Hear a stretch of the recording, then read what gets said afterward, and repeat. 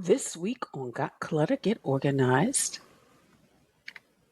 So create that retention schedule because this truly gives you the permission you need to let go of what you no longer need. Once you've got your retention schedule, once you have a strategy in place on, okay, this is my retention schedule, and every quarter I'm going to see what I can get rid of. I'm going to actually just go through, sometimes even my supplies, create a schedule, a retention schedule. When was the last time you wiped down your desk? Clear off the bookcase, purge the filing cabinet, find a shredding event, or just, make time to shred. Repeat seasonally and quarterly.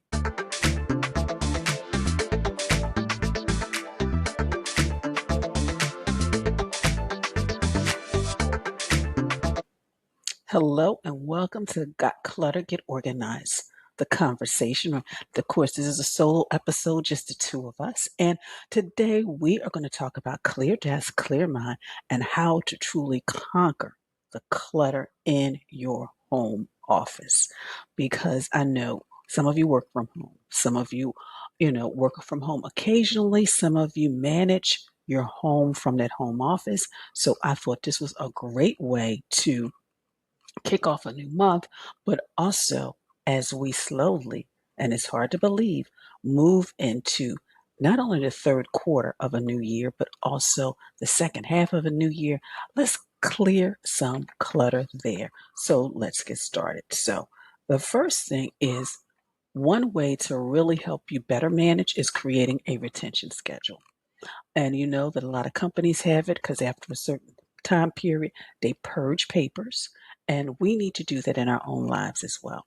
So this is where I always tell clients is to have a conversation with your attorney, have a conversation with the person that does your taxes, have a conversation with your financial planner, financial professional, and because those people know about your life, all the things that you have to manage, and ask them, how long do I really need to keep information? Because that will help you, one, have a current file that you can always access, have your archive, but also get rid of the things that you no longer need. I remember there was a woman, I did a radio interview years ago. She had 20 years worth of pay stubs, 20 years, because she just didn't know what she should keep and what she could get rid of. So create that retention schedule because this truly gives you the permission you need to let go of what you no longer need. The next thing is to start in the outer areas of your home office. Those, not your desk, but those outer areas. It could be a bookcase. It could be maybe some of you have credentials. Maybe you have shelves. Maybe you even have a closet with things. Start on those outer areas because most of the time, majority of the time, those outer areas are the areas that you don't touch as often. Usually everything that's on your desk and close to you, you really put your hands on. So make sure you touch those outer areas first. Wipe things clean because, for example, the floor spaces, the corners, um, sometimes the edges, because I know some of where your offices are made, sometimes you just put things on those window ledges. And also just begin to look at the things, toss, trash. And really, if you are at a space where you're saying, Janet, it's just stuff everywhere. First, let's create a clear path. Okay, let's clear a path from the time you open that door until the time you get to that desk. The next thing I want you to do, that's two. So the first thing is create a retention schedule. The next thing is to work on each area. Work on the credenza, work on the bookcase, work on the closet. Is to number three, clear off your desk. Now, first of all, let's breathe. But really clear your desk off of everything because sometimes things have become permanent that really only need to be temporary. And maybe quarterly do this because that way you can really begin to appreciate, first of all, how much space you actually have on that desk and only put things back that you truly need. So once you clear everything off, one of the things I do is I always like to give my desk a good wiping down and only put things back that you are going to use each and every day. And for me, one of the things I use each and every day, of course, I'm always sometimes grabbing paper clips, but the rest of the stuff is behind me. I no longer needed that in and out bin because that's not something I use every single day. I use most of my devices for that. And, my pens and pencils, I don't, I use occasionally because, again, I'm always using my devices. So begin to work on that. So that's three. So create a retention schedule so you'll know what to get rid of.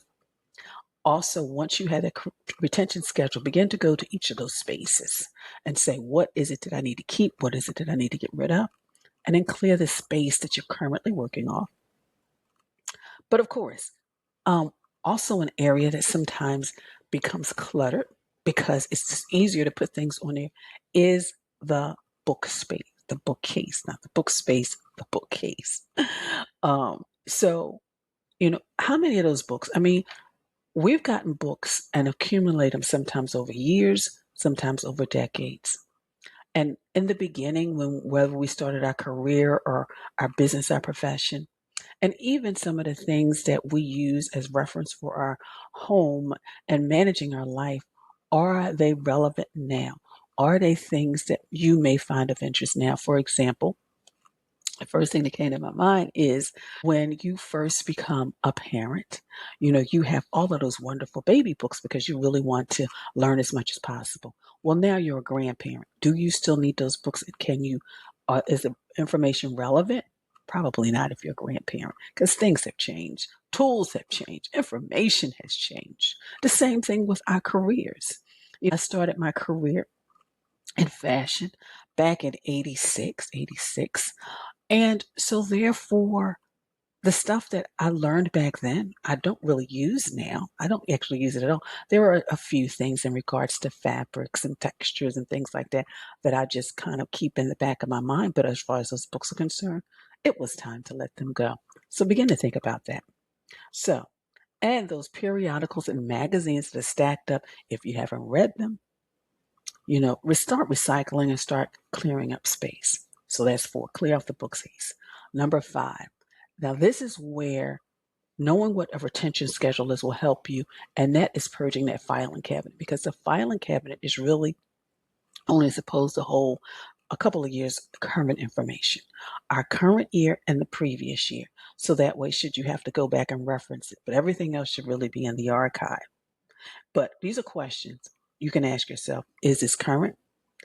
Do I legally need this? Does this need to go somewhere else, archive? And of course, again, label things. But again, a filing cabinet should be functional, but not be a paper graveyard. Again, the filing cabinet should be functional and not a paper graveyard. And number 6, shredding. And I know there are so many different things. You can have your own shredder. I have a shredder. But I know sometimes when, depending on the type, the size, it can sometimes burn out. Look for a shredding event. There are places where you pay a nominal fee and you can actually shred or, or schedule time to shred.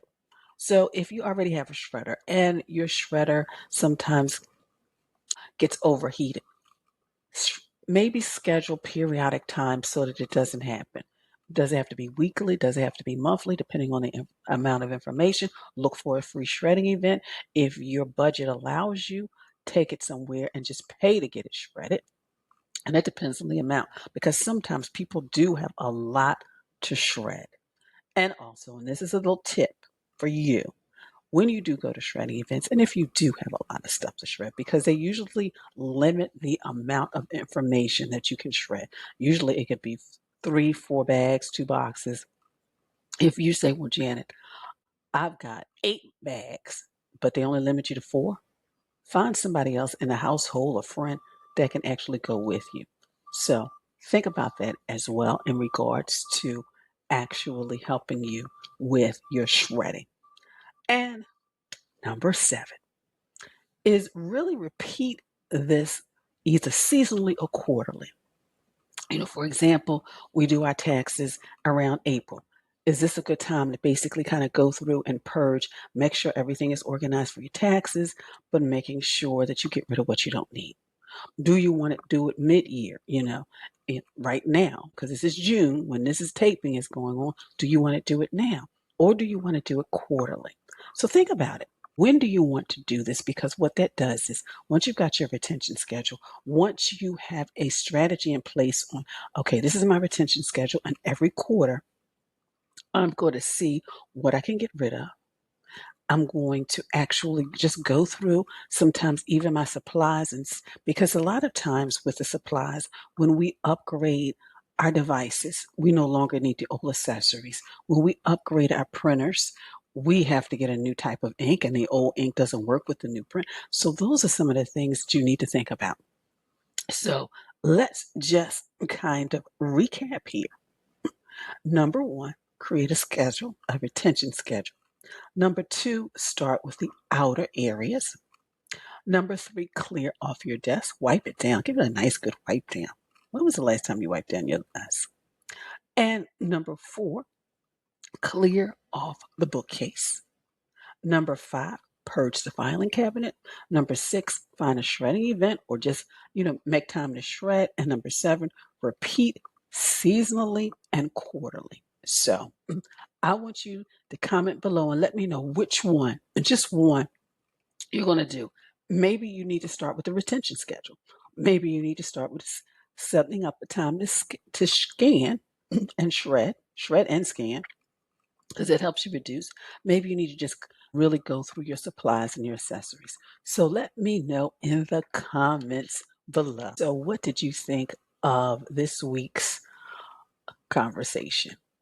What tip and strategy are you going to move forward with? Maybe it's just having those conversations, because that can be an eye opener in and of itself. I still remember, some of you have heard this, when I had the conversation with my tax professional. She said, Janet, you only need to keep these many years of tax returns. But because what she does, she gives me a PDF. And so therefore, I don't have to hold all those physical copies, even though I have them all saved on a drive. But I don't no longer have to have all those physical copies, and that was so much space wasted that I was wasting in filing cabinets, and I was be able to free so much more space. So let me know in the comments below. But thank you so much for joining me on this solo conversation. And of course, if you want to hear the entire audio version of this podcast, make sure you click the link below. If you are not subscribing to this channel, please do so. Please share this with a friend. So until next time, you have a clutter-free day.